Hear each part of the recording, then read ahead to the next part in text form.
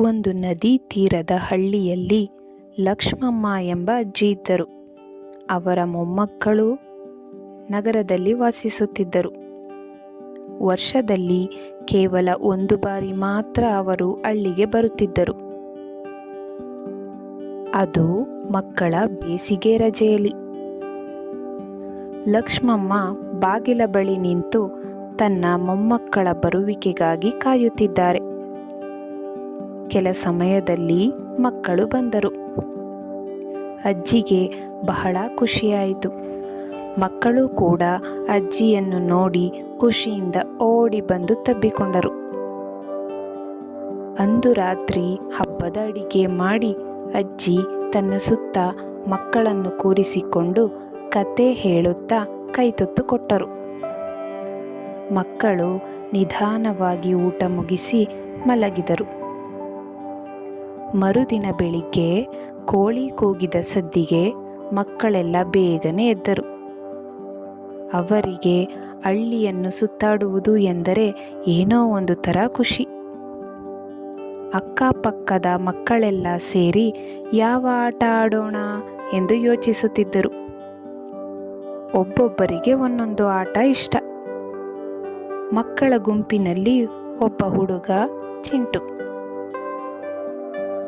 ಸರಿ ಒಂದು ಕೆಲಸ ಮಾಡೋಣ, ಒಂದೊಂದು ದಿನ ಒಂದೊಂದು ಆಟ ಆಡೋಣ ಎಂದನು.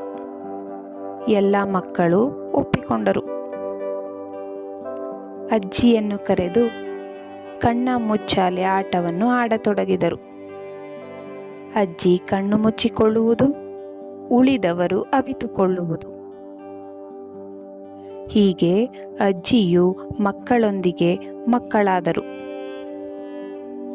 ದಿನಗಳು ಖುಷಿಯಿಂದ ಕಳೆಯುತ್ತಿದ್ದವು. ಪ್ರತಿದಿನ ಬೆಳದಿಂಗಳ ಅಜ್ಜಿಯ ಕೈಯೂಟ. ಮರುದಿನ ಹಳ್ಳಿಯನ್ನು ಸುತ್ತಾಡುವ ಆಸೆ ಹೊಂದಿದ್ದ ಮಕ್ಕಳು ಎತ್ತಿನ ಬಂಡಿಯಲ್ಲಿ ಹೊಲದ ಬಳಿ ಬಂದರು. ಪಕ್ಕದಲ್ಲಿ ಸಣ್ಣ ತೊರೆ ಚುಳು ಚುಳು ಎಂಬ ಶಬ್ದ ಮಾಡುತ್ತಿತ್ತು. ಕುತೂಹಲದಿಂದ ಮಕ್ಕಳು ಆ ಕಡೆಗೆ ನಡೆದರು. ಅಲ್ಲಿ ಪುಟ್ಟ ಹೊಳೆ ಹರಿಯುತ್ತಿತ್ತು. ಮಕ್ಕಳು ನೀರಿನಲ್ಲಿ ಆಟವಾಡಲು ಶುರು ಮಾಡಿದರು. ಈಜು ಹೊಡೆಯುವುದು, ಒಬ್ಬರಿಗೊಬ್ಬರು ನೀರು ಎರಚಿಕೊಳ್ಳುವುದು. ಹೀಗೆ ಸ್ವಲ್ಪ ಸಮಯ ಕಳೆದರು. ಅಲ್ಲೇ ಹತ್ತಿರದಲ್ಲಿ ಮಾವಿನ ತೋಟವಿತ್ತು. ಎಲ್ಲರೂ ಅಲ್ಲಿಗೆ ಓಡಿದರು. ಮಾವಿನ ಹಣ್ಣುಗಳು ಬಹಳ ಸಿಹಿಯಾಗಿದ್ದವು. ಹಣ್ಣುಗಳನ್ನು ತಿಂದರು ಮತ್ತು ಆಟವಾಡಿದರು.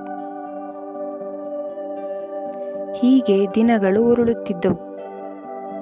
ಪ್ರತಿದಿನವೂ ಆಟ. ಒಮ್ಮೆ ಮರಕೋತಿ, ಮತ್ತೊಮ್ಮೆ ಲಗೋರಿ. ಒಮ್ಮೆ ಚಿನ್ನಿದಾಂಡು ಆಡುವಾಗ ಮರದ ಬಳಿ ಕುಳಿತಿದ್ದ ಕಾಗೆಗೆ ಪೆಟ್ಟಾಯಿತು. ತಕ್ಷಣ ಮಕ್ಕಳು ಅಜ್ಜಿಯ ಬಳಿ ಕಾಗೆಯನ್ನು ತಂದರು. ನಡೆದಿದ್ದೆಲ್ಲವನ್ನು ತಿಳಿಸಿದರು. ಅಜ್ಜಿಯು, ಕಾಗೆಗೆ ನಾವು ಹಾರೈಕೆ ಮಾಡೋಣ, ಎಲ್ಲವೂ ಸರಿ ಹೋಗುತ್ತದೆ ಎಂದರು. ಮಕ್ಕಳು ಸರಿ ಎಂದು ಬಹಳ ಪ್ರೀತಿಯಿಂದ ಮತ್ತು ಕರುಣೆಯಿಂದ ಕಾಗೆಯ ಆರೈಕೆ ಮಾಡಿದರು. ಅದು ಮೊದಲಿನಂತೆ ಹಾರಾಡತೊಡಗಿತು.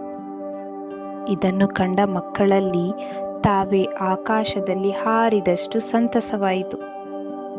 ಹೀಗೆ ದಿನಗಳು ಕಳೆದವು. ರಜೆಯೂ ಮುಗಿಯಿತು.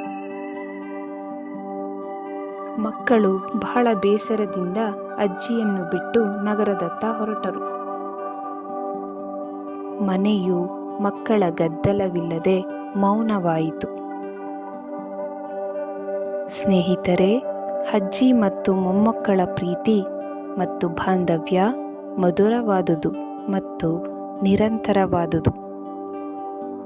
ನಿಮಗೂ ನಿಮ್ಮ ಬಾಲ್ಯ ನೆನಪಾಯಿತೇ? ಹಾಗಾದರೆ ನಿಮ್ಮ ಬಾಲ್ಯ ಸ್ನೇಹಿತರಿಗೆ ಈ ಕಥೆಯನ್ನು ಹಂಚಿಕೊಳ್ಳಿರಿ. ಧನ್ಯವಾದಗಳು.